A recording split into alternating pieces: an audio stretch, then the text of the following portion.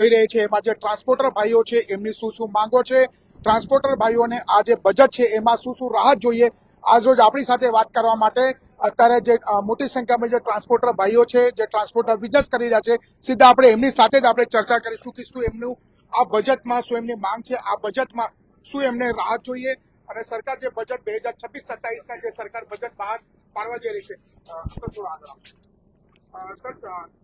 Sir क्या नाम है आपका और मेरा सरकार बजट रजू कर रही है, किस तरह से देखते हैं?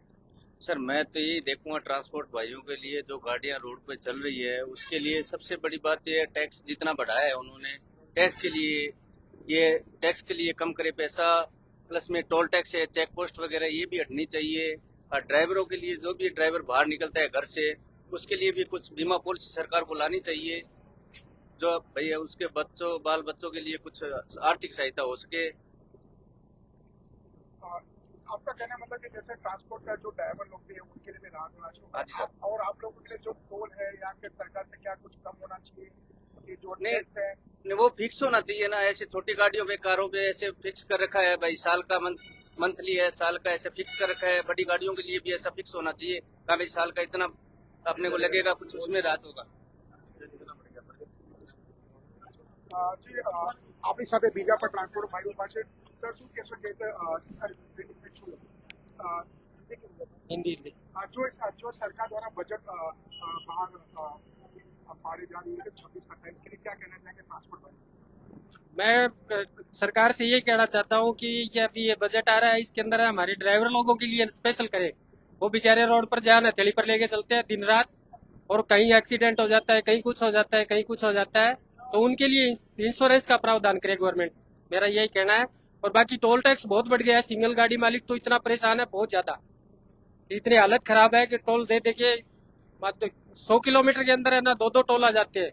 30-30 किलोमीटर पर टोल लगा रखी है गवर्नमेंट ने, और टोल है ना बहुत ज्यादा कर दिए है। अभी एमपी में भोपाल जाती है गाड़ी 600 किलोमीटर के अंदर 6,500 का टोल आता है। उसमें गाड़ी मालिक और ड्राइवर क्या करेगा बेचारा, गाड़ी मालिक की इतनी हालत खराब है, किस्त नहीं भर पाता है। बस मैं तो गवर्नमेंट से यही चाहता हूँ कि थोड़ा टोल पर ध्यान दे और ड्राइवर लोगों पर थोड़ा ध्यान दे। अपने साथ में जो युवा हैं, युवा साथियों क्या कहना चाहेंगे जो सरकार अभी बजट पेश कर रही है? सर मैं यही कहना चाहूंगा भाई जैसे हम इंश्योरेंस करवाते हैं इंश्योरेंस में भी बहुत महंगाई कर दी है, हमारे बीमा बहुत महंगा कर दिया है। बीमा में भी हमें राहत मिलना चाहिए, कुछ छूट मिलना चाहिए। बीमा बहुत लेते हैं और बाकी डीजल टोल टैक्स बहुत महंगा कर दिया है, डीजल टोल टैक्स में भी राहत मिलना चाहिए। टायरों में जीएसटी कम करो। टायर का भी महंगाई है, डीजल टोल टायर सब में थोड़ा राहत मिलना चाहिए। टैक्स में थोड़ा छूट दे सरकार स्पेशल तो थोड़ा हमारे को राहत मिले। જે દર્શક મિત્રો જે હિસાબે અહીંયા આગળ જે ટ્રાન્સપોર્ટર છે જેમની વાત છે કહી રહ્યા છે કે ક્યાંક ને ક્યાંક જે સુવિધાઓ છે સુવિધાઓની સાથે સાથે જે ટેક્સમાં રાહત કરવામાં આવે, જે ટાયર છે ટાયરમાં રાહત કરવામાં આવે, ક્યાંક ને ક્યાંક જે ડ્રાઈવર છે ડ્રાઈવર લોકો માટે પણ ઇન્સ્યોરન્સની પોલિસી બનાવવામાં આવે।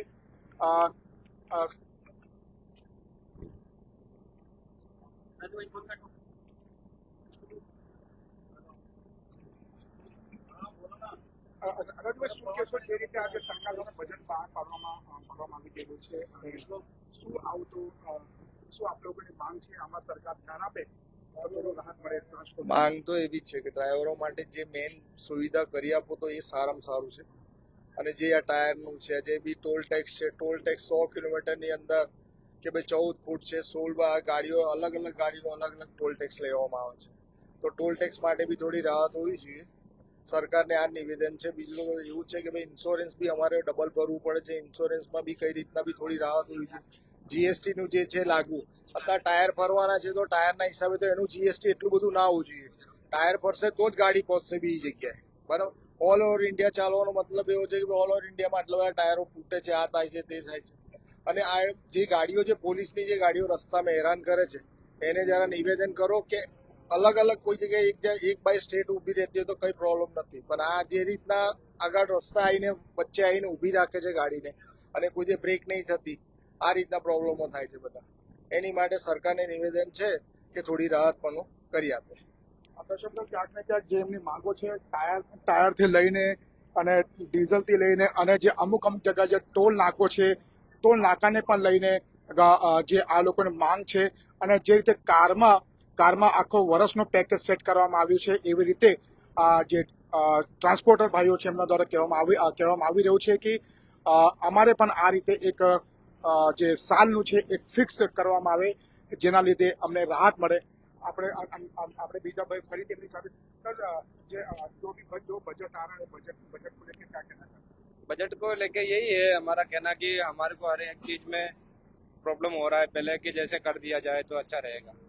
जैसे गाड़ी के इंश्योरेंस पेपर में, ड्राइवरों के लिए है, टोल टैक्स में, हर जगह अलग अलग डिमांड बढ़ गई है। इससे हमारा काम करना बहुत मुश्किल हो गया है।